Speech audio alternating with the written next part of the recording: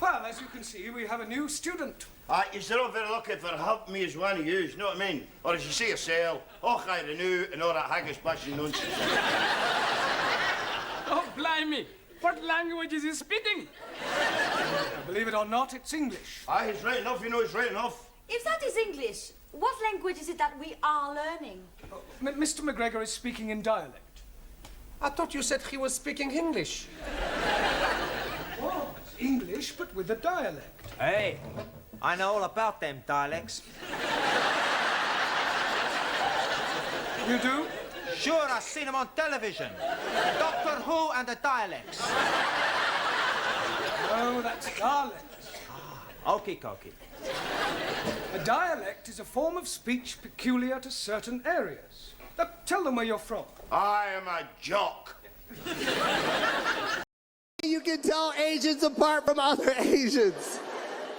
It's by their accent, and only if they have accents. Vietnamese. I had one run up to me at the end of the show. Hey, dude, what you say to me like that, dude?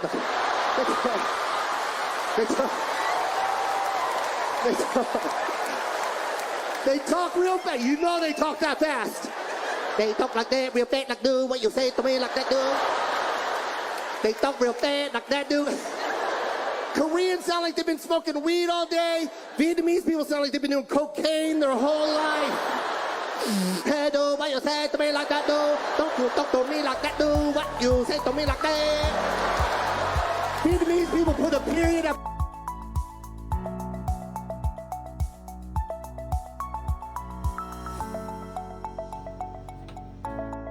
I'm here today for my GED 110 Diversity of Learners project under the brilliant guidance of Dr. Lizelle Aguilar. Our task was a needs analysis based on the context of equity, diversity, and inclusion, or EDI. Sounds serious, right? Well, let's keep it fun. My research dive took me straight to my own industry, ESL tutoring. I'm a veteran of this game, having been an ESL tutor for 20 years. I actually started off studying mass communication at Adamson University. No, I was not teaching Shakespeare back then. But my true calling hit me in 2005, and I fell head over heels for teaching. My first students were South Koreans, taught them face-to-face in Panay Avenue, Quezon City.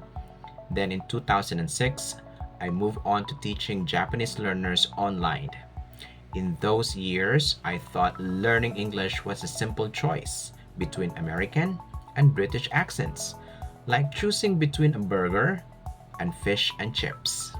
But the world got smaller, and English became the ultimate global lingua franca. As English is spread like wildfire, I realized one teensy-weensy problem: the accent of non-native English speakers. We often talk about accent reduction as the ideal, but let's be real. Your accent is often part of your identity. It's more likely innate, and trying to erase it, it can feel like you're trying to lose your shadow. Unfortunately, this is where the friendly chat stops, because that natural accent can become a serious point of discrimination. This might sound dramatic, but discrimination based on accent, often called linguistic discrimination, is very real and often socially accepted form of prejudice. It's a systemic problem, not just a few rude people. And here's the deal. Our brains actually have to work a little harder to process a non-native accent. Studies show that this cognitive effort can unintentionally trigger negative perceptions. Basically, because our brain is straining a bit, we subconsciously think, this must be more difficult or less correct. And we link the difficulty to the speaker, not the sound. The subtle bias leads to some pretty major unfair consequences. First one, the workplace woo.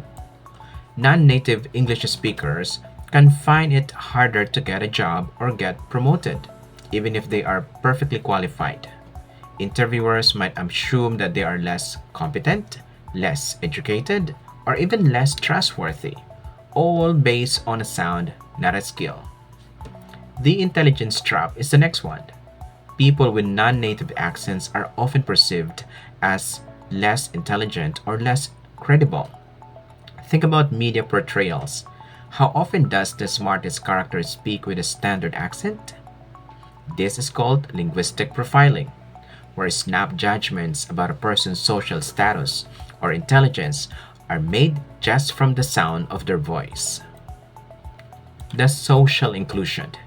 It can lead to being overlooked for opportunities, feeling isolated, or even facing a hostile environment from colleagues who make fun of their speech.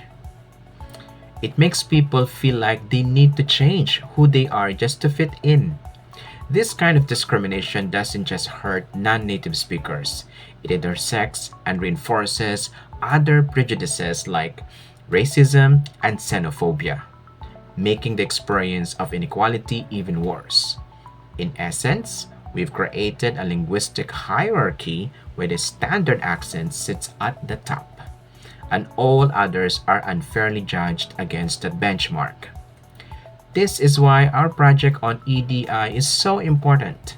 We need to realize that an accent is simply a marker of a person's unique background, not a measure of their worth, their intelligence, or their capability. Alright, buckle up. Now that we know accent discrimination is a real problem, let's look under the hood of the ESL industry's engine, the teaching materials. My needs analysis focused on a crucial question. Are the materials used by major online ESL schools like Rare Job and others truly preparing our non-native speakers for a diverse, accent-filled world?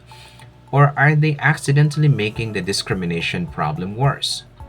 Based on my 20 years in the industry and what I have seen in online platforms, where I can confidently say Rare Job is a powerhouse in the Japanese market, often relying on original in-house materials.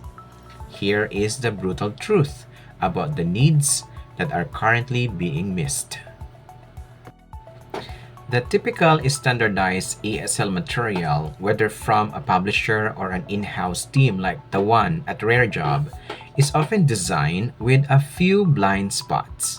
These are the gaps or lacks in the student's learning. The first one is the accent monoculture problem. Most curriculum audio is recorded using Standard American English or SAE or Received Pronunciation or RP British English. Students spend all their time listening to a perfect native model. Well, our students need materials that feature global Englishes. We need audio and video of real conversations between a Japanese and professional and a Filipino colleague, a Chinese student and a German professor, or a Brazilian manager and a Korean client. This builds intercultural communicative competence and trains their ears to understand different accents. If they only train with native perfection, they panic when they hear an Indian or other accent.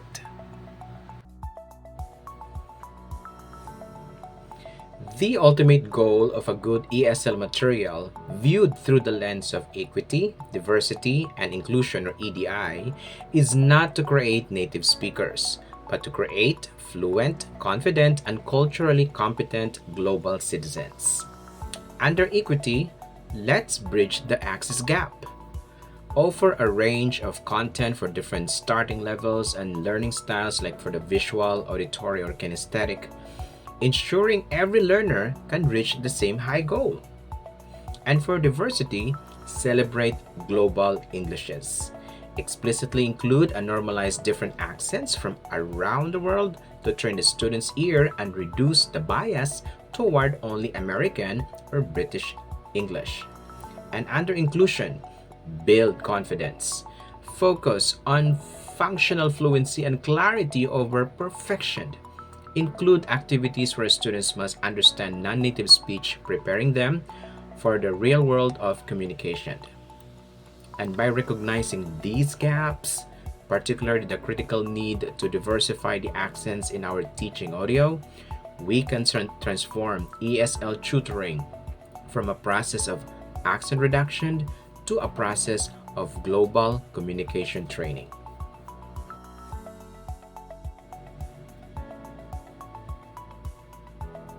So, you have seen the problem. ESL materials often fail to prepare students for the beautiful chaos of global Englishes. My methodology was not some huge complex 3-year study, but rather a practical, real-world experiment to test my hypothesis. And I call it the Accent Challenge. My core idea was simple. If students only hear American or British accents, they freeze up when they hear others. So I decided to swap out the usual suspect for a robust Indian English accent in the listening portion of a lesson. My research focuses on my primary students, the Japanese professionals. First, I prepared a lesson material focused on a common topic, but the crucial part was the listening clip. The clip featured a spoken text clearly but entirely in an Indian English accent. I started with a warm question asking if the student had experience talking with Indians before and how they dealt with that. Next, as part of the scaffolding, I introduced vocabulary words that might be useful for the student to have better comprehension of the listening part. The listening part is divided into 2 challenges. First, the student will listen to the audio clip, then answer the basic question. After that, the student will listen again, but this time, he or she will underline any sounds, stresses, or intonations patterns that differ from the typical North American or British accents. This is a challenging activity, so the material is designed for intermediate to advanced level students. Finally, the students will reflect on the activity by answering the questions provided. I conducted a full live lessons via Microsoft Teams with one dedicated student, Mr. Sato. During the lesson, the student engaged with the material. So, let's listen to a part of my live lesson with my student as he listened to the Indian English accent and took the challenge.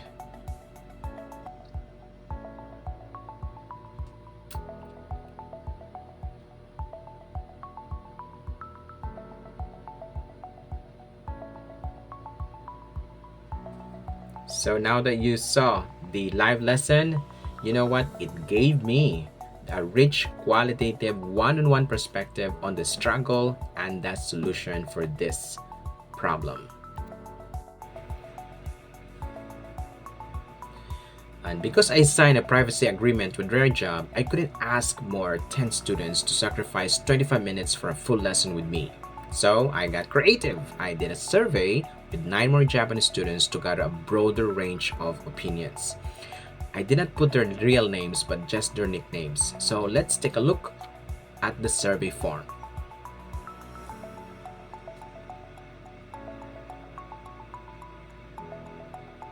And here's what they did. They received the same lesson material, the transcript, and then they listened to the same Indian accented audio clip used in the live lesson. Then they answered the same survey questions about their comprehension, comfort level, and perceived usefulness of the material. While this two-pronged approach, a detailed case study combined with the broader quick data, allowed me to gather both depth and breadth without needing a massive budget or a year of time. So in short, I just swapped out boring textbooks for a real-world accents, and then I asked the customers, did this help you or freak you out?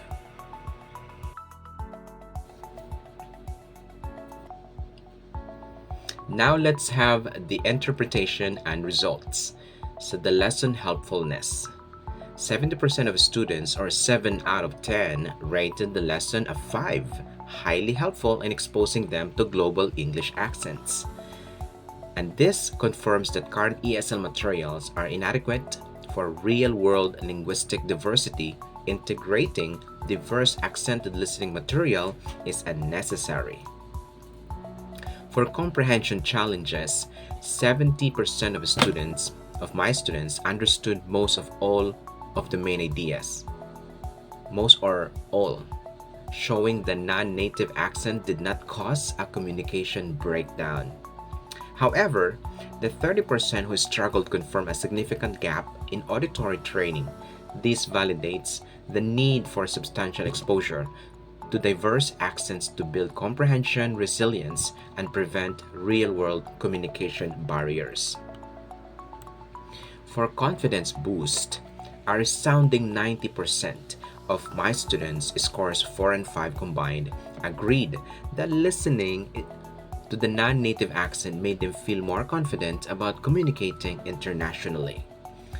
And this is directly proving that exposure to diverse accents is an essential tool for building global communicative confidence.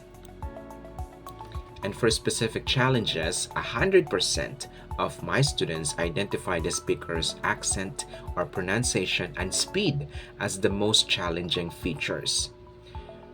It only means that future curriculum must prioritize ear training for accent variation and managing listening comprehension under pressure to overcome this immediate barrier.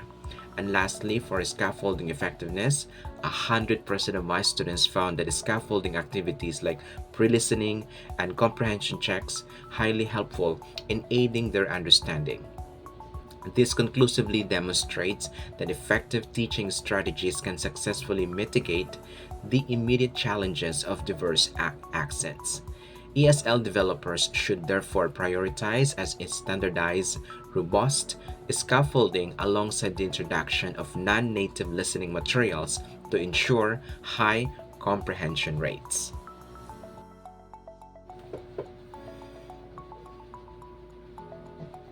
We have seen the data, and the message from the students is crystal clear. My students are ready to embrace diverse accents, and they need us, the ESL industry, to catch up. My interpretation of the survey data lead directly to 3 non-negotiable calls to action for schools like Rare Job and the other ESL companies. Call to action number 1, the Global Accent Mandate. So implement a requirement for all new Global Accent Mandate listening materials to feature a minimum of at least 50% non-native English accents, ensuring the inclusion of diverse voices from major global businesses. We must normalize global sounds to prepare students for the real world. Even here in the Philippines, we must do it to normalize listening to Filipino accents in English. And call to action number 2, prioritize scaffolding for resilience. Standardize and train tutors in the effectiveness or effective use of advanced training or listening scaffolding techniques. And because scaffoldings make diverse accents manageable and accelerates skill acquisition, so it's quite necessary. And call to action number 3, teach clarity over perfection. Redesign pronunciation modules to explicitly focus on intonation, stress, and pacing, providing direct training on how to adjust one's speaking speed and clarity based on the listener's needs. When they can control their own rate of speech for mutual intelligibility, they can build communicative empathy and reduce discrimination.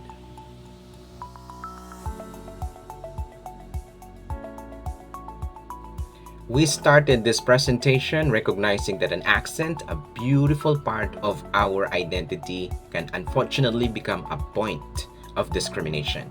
My 20 years in this industry and this small, mighty experiment have shown us the way forward. By making these necessary shifts, we are doing far more than just updating a curriculum. We are living the principles of equity, diversity, and inclusion. We are transforming ESL tutoring from a process that seeks native speaker perfection into a platform that champions global communication excellence. We are empowering our students to be confident, resilient, and ready to thrive in the complex, wonderful, and accent-filled world of today. Thank you, Dr. Aguilar, and thank you all for listening. Now, let's get those new accents in the textbooks and build a truly global classroom.